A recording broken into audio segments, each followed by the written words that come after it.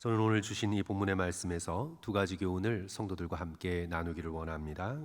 첫 번째는 열심히 기도하되 하나님의 뜻에 순종하자. 그리고 둘째로는 고난을 통과하되 하나님의 사랑을 잊지 말자. 차례로 그 교훈에 대하여 함께 나누기를 원합니다. 첫째로 우리는 열심히 기도하되 하나님의 뜻에 순종해야 합니다. 다윗은 낳은 아이를 위해 열심히 기도했습니다. 16절 보시면 다윗이 그 아이를 위하여 하나님께 간구하되 다윗이 금식하고 안에 들어가서 밤새도록 땅에 엎드렸으니, 음식을 대지 않았습니다. 금식 기도입니다. 밤새도록 엎드렸습니다. 철야 기도입니다. 안에 들어갔다는 건 성막 안을 의미합니다. 성막 안에 들어가 예배의 자리에 들어가 땅에 엎드려 금식하며 철야하며 무려 7일 동안 기도했습니다. 장로들이 일으켜 음식을 권하였으나 거절했습니다. 다윗의 이 기도는 자신의 생명을 건 기도입니다. 7일이라는 숫자는 창조의 숫자, 예배의 숫자, 모든 것이 꽉 찬 것을 의미하죠. 자신의 모든 것을 걸고 생명을 걸고 간절히 기도했습니다. 어쩌면 간구만이 아니라 당연히 참회의 기도였을 것입니다. 자신이 저지른 죄 때문에 아이의 생명을 거두어가지 말아달라고, 어쩌면 내가 지은 죄니 나의 생명을 저와 바꾸게 해달라고, 그렇게 하나님 앞에 참회하며 간구하며 땅에 엎드려 7일 동안 기도하였습니다. 그의 기도가 목숨을 건 기도였다는 것을 어떻게 알 수 있냐 하면, 아이가 죽고 난 후에 신하들이 그 사실을 다윗에게 알리기를 두려워합니다. 18절, 이래 만에 그 아이가 죽으니라. 그러나 다윗의 신하들이 아이가 죽은 것을 왕에게 아뢰기를 두려워하니, 왜 두려워했나요? 이는 그들이 말하기를 아이가 살았을 때 우리가 그에게 말하여도 왕이 그 말을 듣지 아니하셨나니 어떻게 그 아이가 죽은 것을 그에게 아뢰 수 있으랴. 왕이 상심하시리로다. 아이가 죽었다는 걸 알면 왕도 죽을 것 같았습니다. 아이의 생명을 자신의 생명보다 소중하게 여겼습니다. 그 정도로 다윗은 자신의 생명을 걸고 하나님께 회개하며 간구하며 엎드립니다. 그런데 성도 여러분, 이 다윗의 기도가 다윗이 원하는 대로 응답되었습니까? 응답되지 않았습니다. 다윗이 원하는 대로 하나님께서 그 기도를 응답하지는 않으셨습니다.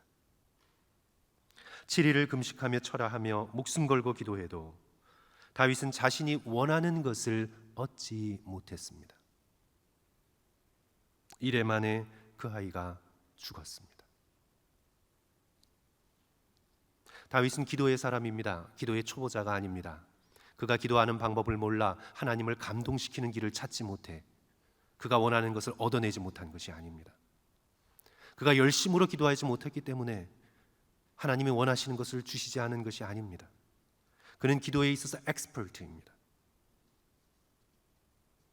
시편 150편이 전부 다윗의 이름 아래에 기록된 기도의 시편입니다.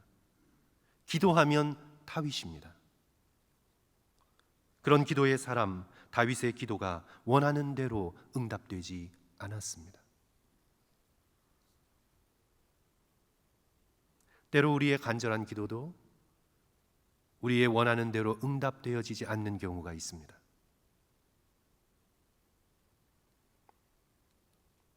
구약의 신명기 3장을 보시면 모세가 하나님께 나아가 자신도 가나안 땅에 들어가게 해달라고, 구하옵나니 나를 건너가게 하사 요단 저쪽에 있는 아름다운 땅을 보게 하소서. 제가 그 소망으로 40년을 걸어왔습니다. 주께서 예비하신 땅, 젖과 꿀이 흐르는 땅, 이스라엘 민족이 가서 하나님의 백성이 되는 그 땅을 나로 밟게 하여 주소서. 그는 간절히 기도했습니다. 그러나 하나님께서 무엇이라 말씀하십니까? 그만해도 족하니 이 일로 다시는 내게 말하지 말라. 대답하십니다. 하나님께서는 모세의 기도를 그가 원하는 대로 들어주시지 않았습니다.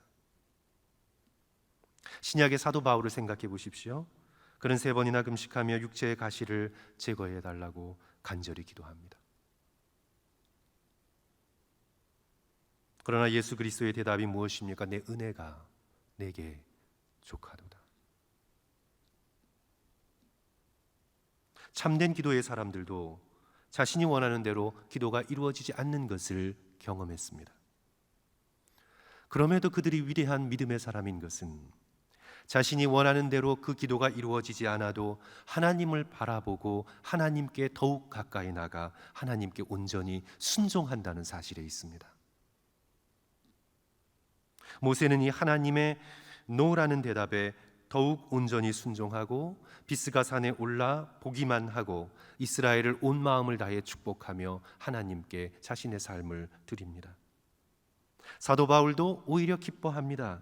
왜냐하면 자신이 약할 때 강함 되시는 그리스도의 능력이 더욱 충만히 임할 것을 확신하기 때문입니다. 자신이 구하는 것보다 더 좋은 것을 응답해 주시는 하나님에 대한 확신이 있기 때문에 그들은 표면적으로 자신의 기도가 자기가 원하는 대로 이루어지지 않는다 할지라도 하나님께 순종하기로 결단합니다. 무엇보다 겟세마네 동산에서의 예수님의 기도가 우리의 귀에 울리는 듯합니다. 나의 원대로 마옵시고 아버지의 원대로 하옵소서. 하나님의 노라는 응답은 나의 예스보다 훨씬 더 좋으리라는 굳센 믿음을 가지고 하나님 앞에 나아가는 것입니다. 하나님께서 들어주시지 않는 건 하나님께서 완고하고 인색하고 우리를 괴롭히는 것을 좋아하시고 그래서 우리를 벌하기를 즐겨서가 아니라 하나님의 뜻이 더 좋기 때문입니다. 하나님의 뜻이 훨씬 더 우리가 간구하는 내용보다 좋기 때문입니다. 그리하여 믿음의 사람들은 하나님의 선하시고 아름다운 뜻에 대해 온전히 순종하는 것을 즐겨했습니다. 비록 아이가 죽었어도 다윗은 그 눈물의 자리를 거두고 일어나 다시 하나님 앞에서 맡겨주신 왕의 직분을 감당해 나갑니다. 하나님의 뜻에 무조건적으로 순종합니다. 신하들이 질문하죠. 어떻게 이렇게 슬픔의 자리를 박차고 일어나 마치 아무 일도 없었다는 듯 왕궁으로 들어가 음식을 차려 먹을 수 있습니까? 다윗의 대답이 놀랍습니다. 22절 23절 성도 여러분 다 같이 한 목소리로 다시 한번 읽겠습니다. 이르되 같이 읽습니다. 시작. 이르되 아이가 살았을 때에 내가 금식하고 운 것은 혹시 여호와께서 나를 불쌍히 여기사 아이를 살려주실는지 누가 알까 생각함이거니와 지금은 죽었으니 내가 어찌 금식하랴. 내가 다시 돌아오게 할 수 있느냐? 나는 그에게로 가려니와 그는 내게로 돌아오지 아니하리라 하니라. 다윗은요 자신의 인간임을 겸허히 인정했습니다. 자신의 인간의 한계를 알았습니다. 죽은 자를 불러올 수 없음을 알았습니다. 내가 다시 돌아오게 할 수 있느냐? 인간인 나는 할 수 없다는 것을 인정했습니다. 아담과 하와가 하지 못한 것입니다. 하나님께서 선악과를 먹지 말라 하셨을 때 내가 인간임을 겸허히 인정하고 내가 할 수 없는 것은 할 수 없음을 인정하는 것, 거기에서 하나님을 경외하는 것이 시작되고 그 마음을 소중히 여기셔서 하나님께서는 아담과 하와가 자신의 힘으로는 결코 얻을 수 없는 생명나무의 놀라운 영생의 실과를 준비하셨음을 이들은 깨닫지 못한 것입니다. 다윗은 과거의 슬픔에 죄책에 얽매이지 않고 지금 현재의 하나님의 뜻에 순종하고 하나님께서 허락하시는 길을 걸어갑니다.